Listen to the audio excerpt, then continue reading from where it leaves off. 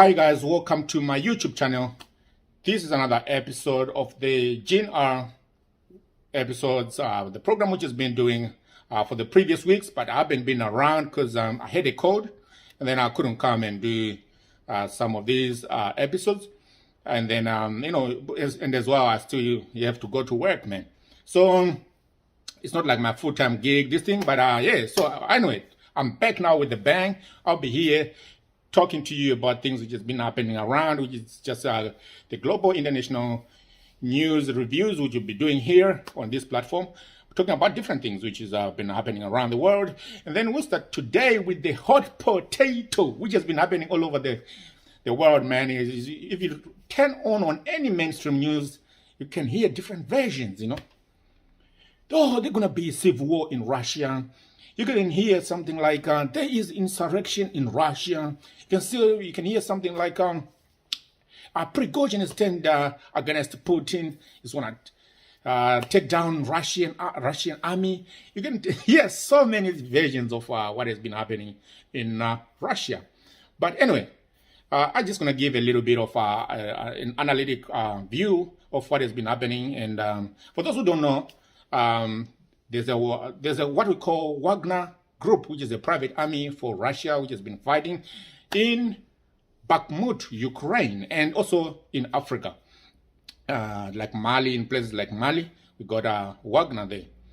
But their leader in Ukraine is Prigozhin. So Prigozhin has been claiming that the Russia main army has been shelling them, has been bombing them. So this time he was saying they bombed them and killed some of his military personnel. So he decided to do what we call justice march. Not an invasion in Russia or creating a civil war. And a march, justice march. So they had to move. They moved from Ukraine on Friday, and then Friday morning they were already in what we call Rostov-on-Don, which is a regional town in Russia, which is pretty much bordering Russia and Ukraine, and they occupied the town, the Rostov-on-Don town, and then they took over the military. But this taking over was different. It wasn't like, they were shooting all the doors of military personnel or killing the Russian military personnel. It was just like they went to negotiate. So actually the Russian army understood that it was a justice march. That's why the Rostov military personnel in Rostov, they couldn't fight the Wagner group. They just let them in. But here and there, if they faced a little bit of resistance, they were using bullets here and there. I saw them trying to get in the telecom building and Rostov-on-Don.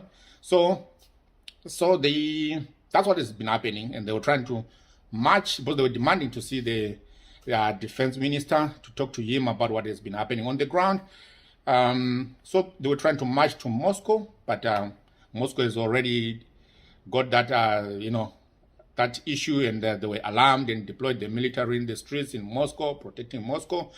So yeah, and closed the M4, which is the road connecting Rostov-on-Don with Mexico, with Moscow. Sorry, it was quite interesting. It's quite interesting events. No one was expecting this, so it was on mainstream news and everywhere.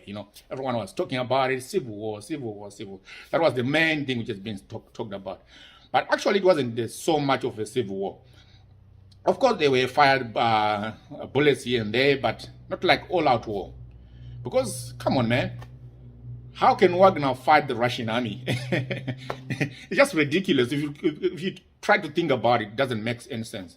Even if you say they are highly skilled because they've been fighting, come on, man. They are only 25,000 military personnel against 1.15 million active military personnel of Russia and 2 million reserves. Come on, man. Come on. It doesn't make any sense that 25,000 is only 2 battalions. If they wanted to take them out, they could have thumbed them, killed all of them.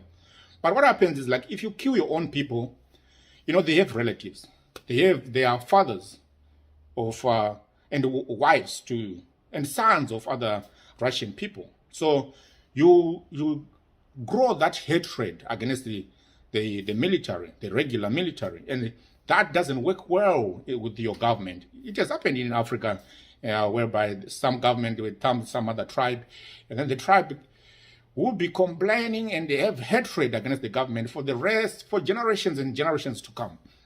So that's what you have to try to avoid. So that's the same thing. That's what they were trying to avoid. That's why they had to Putin had to call his friend Lukashenko, which is the president of Belarus. The guy shocked me, man. Personal, I was shocked. I like when some other these guys were like, oh, Russia, Putin is a paper tiger, like Hope watching on, and there are so many analysts anyway who have been analyzing different things. Some have been saying Prigozhin is being given money with the CIA. Some were saying Prigozhin is being given money with the MI6, which is the British intelligence, private intelligence service. Some of these things which have been saying a lot of things, secret intelligence service, the British secret intelligence service. They have been saying a lot of things which has been happening, which have been said. But how can you say Putin is a paper lion or paper tiger, whatever? How can you say that for a guy who has got like 200 military personnel, NATO personnel? We have been waiting, trying to intimidate him, but he's not scared. He's even inviting them, come if you want to fight us on the ground directly in Ukraine. You can fight us to the last Ukrainian. It doesn't matter, whatever you want, So how can you say someone who is a paper tiger, a guy like that? I don't know, but anyway, you have to please whoever is feeding you, isn't it? Or whoever is paying you when you go to speak in Switzerland and whatever. Anyway, we leave that one on that. Anyway, but what I'm saying is like, so Lukashenko flew from Belarus and went to some city to meet Prigozhin, and then they had a meeting, and then they spent the whole day. They agreed on the guarantees that Prigozhin won't be arrested and all his military personnel won't be arrested, and so they agreed that they will go back to their base, so that they won't shed any blood in Russia, which is a good thing. It's really a good thing, because if they were going to be thumbed, their relatives, all this kind of stuff. There's no way you cannot support your father, or there's no way you cannot support your uncle. You try to join that kind of army, even if you know that you're going to die. Sometimes people will just, sacrifice because you are worried about your own relatives who's fighting in the war. It's good that they resolved it. I like the Lukashenko holding his own automatic rifle, man. He put his presidential suit away and he put on the military.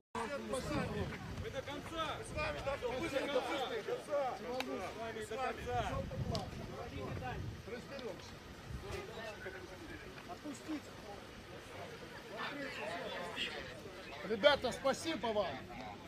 Вы красавцы.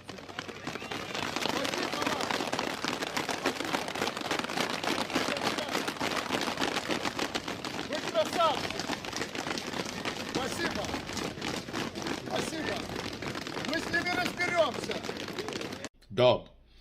And then that's when if you look at Biden, how can Biden carry a gun and go? And some other leaders, like the Cameroon leader, and those leaders, and some leaders. I'm not going to mention any other leaders because, but I'm just saying it was really dope, to see Lukashenko carrying his own gun and being in the battle, not really like the battlefield, but just going to negotiate with Prigozhin. So Prigozhin refused to join the Russian military on contract basis. Like all these private armies were being given contracts to join the Russian army, so that they will be controlled by the Minister of Defense, the Russian Minister of Defense. But now is being given exile to go to Belarus. I don't think it's over. I think the Secret Service. Okay, I won't go there, but I don't think it's over. We hope that the war will end. And then we look at the African leaders who went to Ukraine and also to Russia, trying on their peace summit. That peace summit, it was really interesting because I think everybody knew that there was nothing which is going to come out of that, but it only puts Africa on the world map, on the global politics. So it's actually an improvement for our continent, because we also need to be recognized on making decisions. You can't be just sitting and being just on the voting in the UN, of which you don't even have a permanent seat for Africa in the UN Security Council. Then Mugabe has died complaining for the asking for the permanent seat in the UN Security Council, but up to now we haven't got it. Thank you for watching this segment of the GNI episode. I think it has been informative to you guys, because my idea is to bring those ideas and information we have missed throughout the week to you guys so that you enjoy it. Hopefully you enjoy the episode, and meet you on the next one. If you haven't subscribed yet, can you please subscribe, like, comment, and even share the video. Thank you for being here. See you on another. Ciao.